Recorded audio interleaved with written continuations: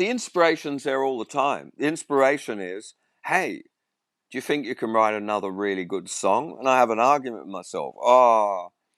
And this thing's, go on, just write one more really fucking good song.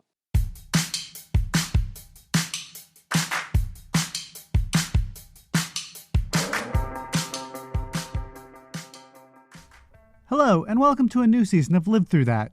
I'm your host, Mike Hipple, and on this podcast, we'll dig a little deeper into a pivotal moment in the lives of some of my favorite artists from the 80s and 90s. We've got a lot of great episodes and bonuses lined up for you, so to be sure to subscribe so that you'll know when the latest episode comes out. And if you get a chance, please leave a review where you're listening so others can find us. This week, I am excited to bring you Steve Kilbey, vocalist and founding member of the Australian band The Church. He also wrote their iconic hit, Under the Milky Way. His career is long and storied, and we talk about a few of his pivotal moments, but we'll start at the very beginning with a piece of technology that gave Steve the confidence to become the musician he is today.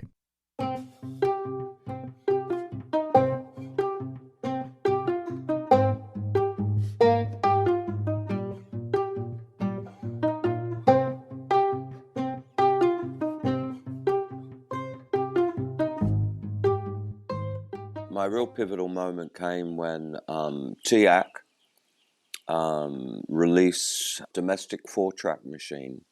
I was a songwriter. It was 1977, and I was a songwriter and I was writing songs the old-fashioned way. I was strumming guitars and then getting bands together and sitting down with guys and going, here's my song, and strumming the guitar and singing it to them, and they were like, oh... Or they were looking, wow, look, the chords are just C and F, or complaining about the way I play guitar, or, oh, you forgot, concentrating on the way I presented the demo instead of the song. And to tell you the truth, the songs weren't that great either. I could never do what was in my head. I'd had a couple of trips to recording studios in those days, and I found they were very hostile to musicians. To young musicians who didn't understand their kind of the talk. What's the word I'm looking for? The language that they use. So I didn't really know what I was doing. I'd go in recording studios with whatever band I was in, and it was a real keep away. You can't do that. Can't I do this? No, you can't do that. No, don't touch that. People telling you how to do it and what to do.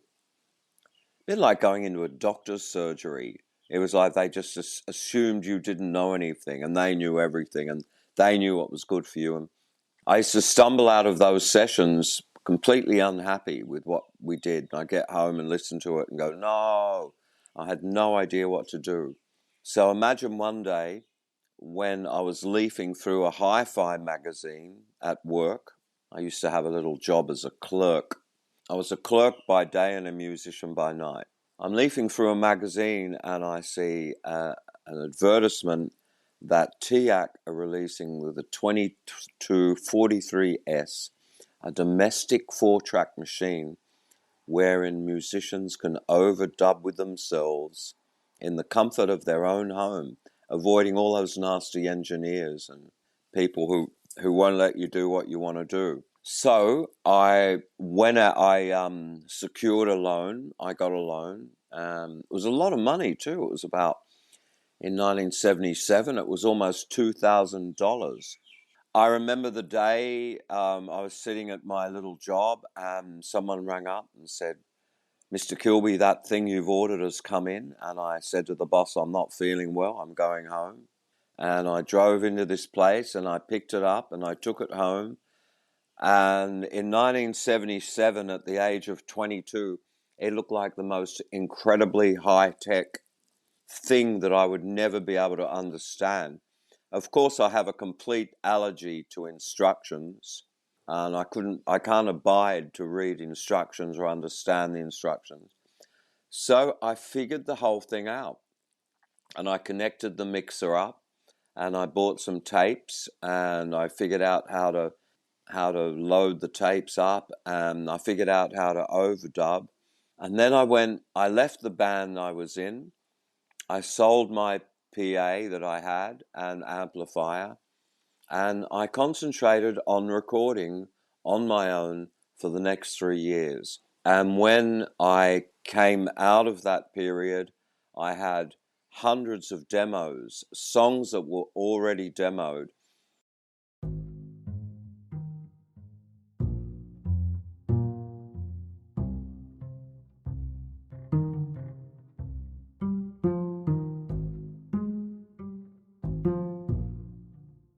But I had confidence in what I wanted to do, and I had confidence in how it should be done. And it gave me so much more leverage in the studio, because up until then, you go in there and they go, like the other guys in the band, you go in and go, I want to do this. And the engineer go, oh, we can't do that. And the other guys be like, oh, he said he can't do it, Steve. And I go, no, you can do it. And this is how you do it. And this is how I want to do it.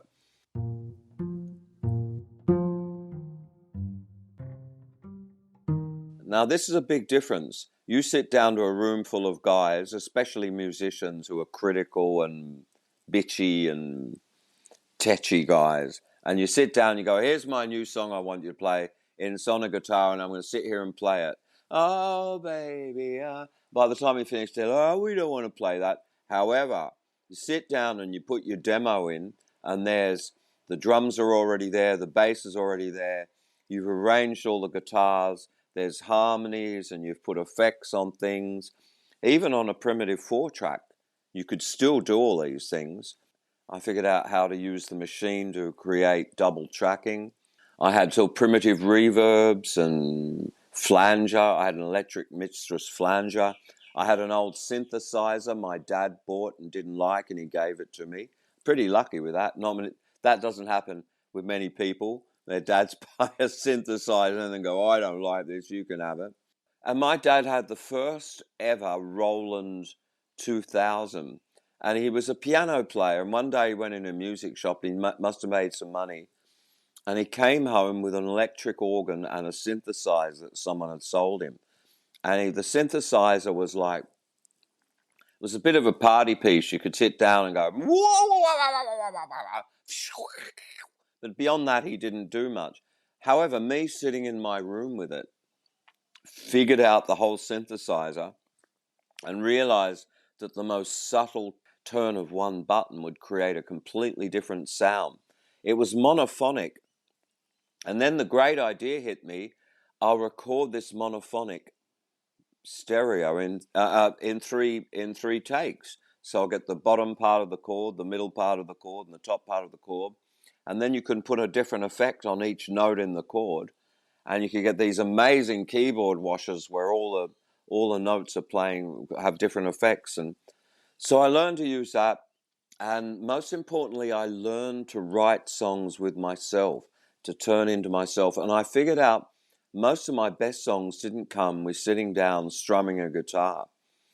They came by building up the music. Start off with I had a little drum machine. Start off with a little boom, boom, chicken, boom, boom, chicken, boom, boom, chick. And then put a bass on it. Boom, boom, boom, boom, boom, boom. And then maybe a guitar. And then another guitar maybe going da da da da da, and a keyboard going oh. By the time you've done all that and you don't know where it's going, trust in the process, you end up with a complete instrumental track to then sing on top of. And instead of having to come up with the words when you come up with the guitar part or something, the music would suggest the words. So I had a whole new way of writing. The old way of writing was to write some words, then try and make them fit to an acoustic guitar, and then go into a band and go, here's a song, and they'd sort of, what are we going to do with that? However, now I was giving the band or the players or whoever was listening, the people who were listening to what I was writing, I was giving them a complete demo that I had recorded and mixed and now put on a cassette and could go around people's houses and stick the cassette in. And within 3 minutes, with no explanation, they could go, wow. And they did. And people went, wow, how are you recording that? It doesn't seem possible. And it wasn't, couldn't have written those songs without this machine. Not only that, but the benefit was when I did get a recording contract and when I did get in a big studio, I could speak the language. I could speak the. Why is that a word eluding me? Anyway, when I got in there, I could suddenly, the engineer was go, oh, you can't do that. Oh, you don't want to do that. No, I go, yes, you can. And they go, no, you can't. I go, yeah, I'll show you. And I had also had the strategy of how I wanted the band to sound.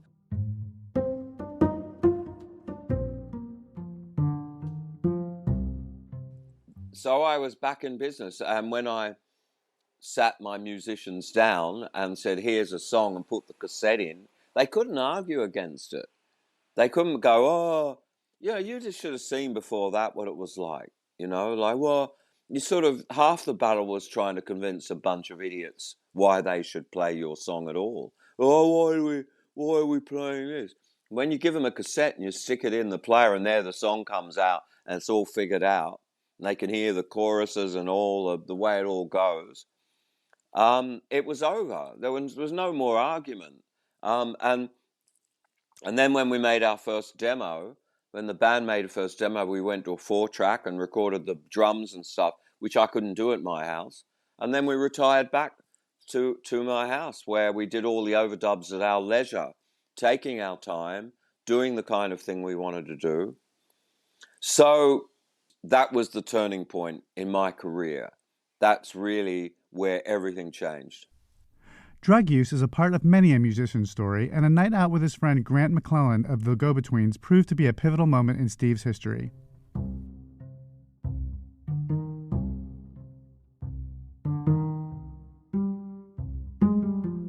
I was sitting in a pub one night with Grant, and he went, well, fuck this. I'm going to go and get some drugs. And I'm like, wow, what are you going to get? I'm in. Here's some money. What are you getting? And he went, heroin. I went, oh. He went and got the heroin. We went back to my place, and I snorted some, and I loved it.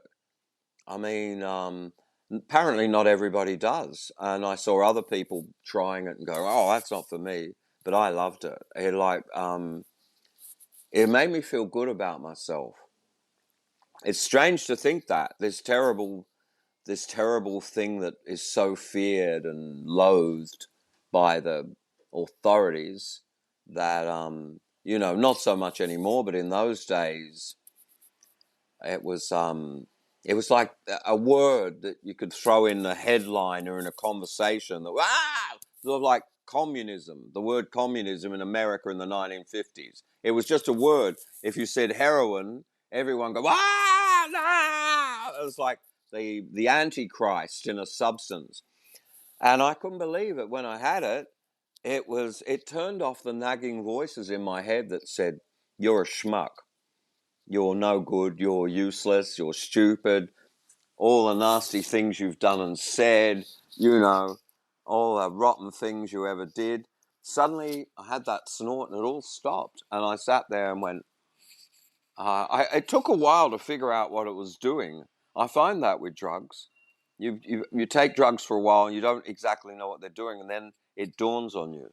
It was sort of taking away the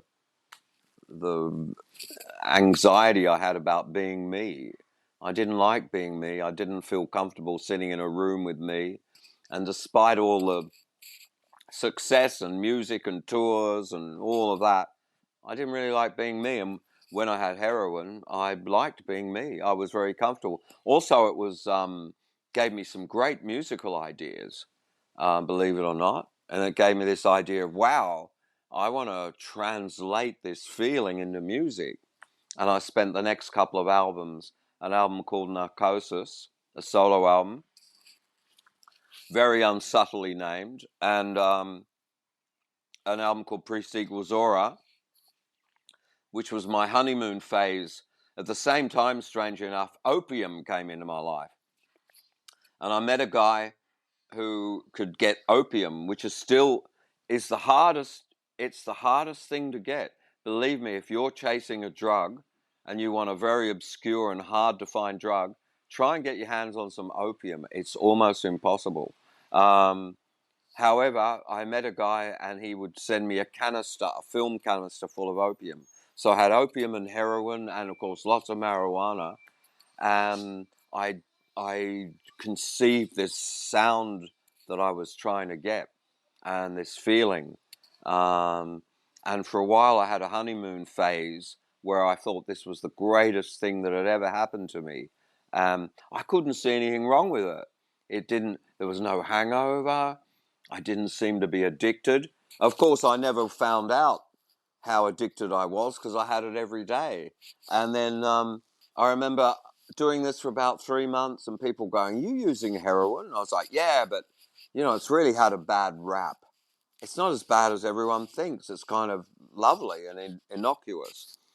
And then I remember walking along one day and suddenly I broke into this terrible sweat. I was just walking out. I got off a bus and I was walking through the city, and suddenly I found my clothes absolutely drenched in sweat. And I went home and I went, "I'm not going to use heroin anymore." And then I went through agony for about a week of like my first withdrawal. And of course, like an idiot, instead of going, "Wow, that was a close call," of course, like an idiot, I had to keep doing it. And I followed it all the way down until I had spent every last cent and hocked every last guitar and sold every last thing I had. Lost all my friends and upset my family, and eventually I ended up with nothing. And then I stopped. One day I stopped and I was in America, and I was in a town where you couldn't get it. There was none. I had tried to scout it out. I couldn't find it. And probably lucky for me too, because those guys were heavy players. If I had found them, I probably wouldn't have wanted to know. And then a couple of months went by and I got cleaner than I'd ever been before, and I realized the obsession had lifted. And this thing that had consumed me completely for 10 years, suddenly it didn't seem to matter anymore. Very much like being in love with someone, or I don't know, thinking something was the bee's knees, and then one day you realize it isn't. It just stopped. And then there I was, and I'd ruined everything. Didn't have any possessions left. My career was in tatters. A lot of people were angry and sad and all of that. But I got out of it. I never had a near-death experience with it. I never overdosed or came close to overdosing. Only through the grace of God. I mean, I could have, but I never did. I don't know. Yeah, I have. I mean, you catch me on a different day, and I could say something completely different. It's just like it just ruined everything. I mean, I lost everything I had. I had a house and a studio, 2 cars, 30 guitars, a good career, and I, eventually managed to blow it all. And I ended up coming back to Australia with a backpack with 2 pairs of undies and a book. I started off all over again. That's how I came back. I had nothing else. Steve still hasn't managed to get back all that he lost. It's been a long road, and it's hard to think that the man who wrote Under the Milky Way still struggles a bit. But creative accounting is apparently the name of the game in the music business. I got sold down the river by my publishing company, whoever they were, and they sold me to different companies, not with my approval, although they didn't have to get my approval. And sometimes those publishing companies totally ripped me off. I remember one day the check from Under the Milky Way back in 1995 or 6, I got a check for $100. I was like, that was my 6 monthly take. And I rang them up and they were like, "Well, you have to prove that. You're going to have to." And I was like, "Surely it made more than $100. I've got a flexi disc that I made that makes me more than $100 every 6 months." And they were like, "You've just got to accept that song ain't selling anymore." They were just ripping me off. And when they realized they could do it, they did it. Eventually, back in the early 2000s, I got a lawyer who was working for free for me. And he jumped in and sorted out my publishing company. and kind of threatened to audit them and had a look at everything they were doing. He jumped in and sorted it all out. So now I get something like what I should get, but still not enough. I know that, but now I get an okay check. But it's not what you think it is. It's not as much as you think it's going to be. It never was. So, but I'm not crying poor either. I'm not going, oh, woe is me. It's just the way it is. I'm kind of philosophical about the whole thing, and I have a great life, and I'm still making lots of music. I'm still touring. You know, a lot of people still want to work with me, and I do a lot of things, and I'm kind of happy. But you know, I'd be good if all of that other stuff hadn't happened, but I can't spend every day just sitting around regretting it.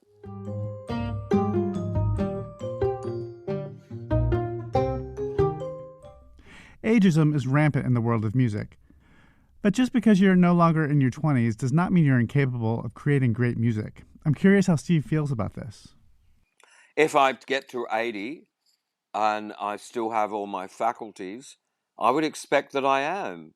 I wouldn't see why I would stop. I would think, I mean, that's 11 years away. So I would imagine 11 years, if I'm still on this planet, and I would have even 11 years more experience and 11 years more variety to throw into this. I don't plan on stopping. I'm not going to let it. There's no reason why I should. I mean, I have a kind of a loyal following. You know, whenever I play in Australia or America or Europe, you know, there'll be 500 people at least. You know, why should I stop?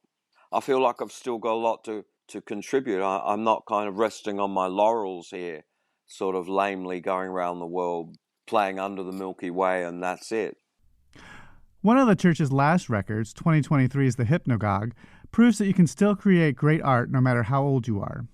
The album received almost universal acclaim, showing up on several year-end best-of lists. There's this accepted paradigm, and I'm always railing against this. There's a paradigm in rock and roll where, as you're right, once you're out of your 20s, people don't even expect you to do anything good anymore. And we sort of accept that old musicians can churn out a load of rubbish. I mean, the Rolling Stones, God bless them, you know, they've achieved a lot and they were the greatest rock and roll band on earth. But their latest album's awful. But nobody even really said that. When you read the reviews, it's like, oh, yeah, like, wow, they made an album instead of going, hey, this is terrible. A really, really fucking awful record. And like, seriously, why did they bother? So we kind of accept this we started to accept bands going around being a parody of themselves. But there are still behind, if you look at it, there's still your Neil Young and, Dylan. There are still, John Cale's still out there making music. As I said, Leonard Cohen, he was still touring when he was 80. And, you can come back again with this new kind of, look at Johnny Cash. You come back with this new sort of gravitas. But strangely enough, it should never happen. Because if you're a painter, or if you're an actor, or if you're a brain surgeon, or a jeweler, or whatever the fuck, as you get older and older, people expect more and more and more. They expect that you'll bring all your expertise and experience to bear on whatever you're working on. But funnily, in rock and roll, as you said, when you're out of your 20s, people, they sort of lose interest. And, I like your early stuff. So I hate that. I hate that paradigm. And I just continue making music. And I don't think about, I just think of all the stuff I know about studios and writing songs and all of the things that I'm getting better and better at. And I refuse to accept that thing that nobody wants to hear what I do anymore. You also got to accept you will go in and out of fashion, no matter who you are. You will go in and out, and people will suddenly like what you do again, and then they'll get tired of it. if you stay around long enough. And then one day you can, like a car, if you're a car that's 20 years old, you're an old bomb. But if you're a car that's 50 years old and still on the road and going, you're a vintage car. You're a veteran. And people go, wow, honey, look at that 65 Ford Falcon. And all gather around and looking at it going, wow. Whereas in 1985, that Ford Falcon, that's a piece of junk. But in 2024, wow, look at that car. Didn't they know how to do them in those days? So if you hang in there long enough, you just have to suffer the slings and arrows of outrageous fortune and go in and out of fashion. Like in the arts, old should mean good. Like Pablo Picasso in his 80s, he was steaming along. No one looked at his painting, for an old guy, that's good. So I try and turn that whole paradigm on its head by making great music. That's all I can do. If people go, I don't like this as much as the old stuff, I can think, well, you didn't fucking listen. That's why. If you listened to it, you would. The inspiration's there all the time. The inspiration is, hey, do you think you can write another really good song? And I have an argument with myself. And this thing's, go on, just write one more really fucking good song. And so I always upping the ante with myself. Let's see if I can do it again. I've got my modus operandi that I learned so long ago with my 4-track. So 2 weeks ago, I went in a studio with nothing prepared and made an EP, a little EP. I had nothing prepared, and I just went in there and said to the guy, turn it on, and just started doing what I always do, building up a track bit by bit and playing around with sounds. And it always works if you believe in it. And so I just go on pushing the envelope. Like, how long can this last? How long can I keep doing it? I think I'm still writing pretty good stuff. I don't think the younger me, if he heard what I was doing now, would be disappointed and go, Jesus, you've gone soft. So there's no reason to stop until I can't do it. No reason. I mean, people out there want it, and if it's possible to make it, I will go on making it.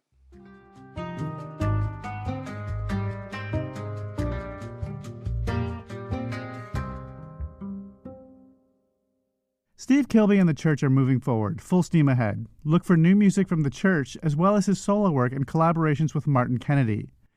And the Church continue to tour, so look for them out on the road. And that's it for today's episode. I'd like to thank Steve for being so open and telling his story. And a quick reminder that you can also buy my book on 80s musicians and where they are today, 80s Redux, and its sequel, Live Through That, on 90s artists, wherever you buy your books. And again, if you like this show, please leave a review where you're listening. It always helps others find us.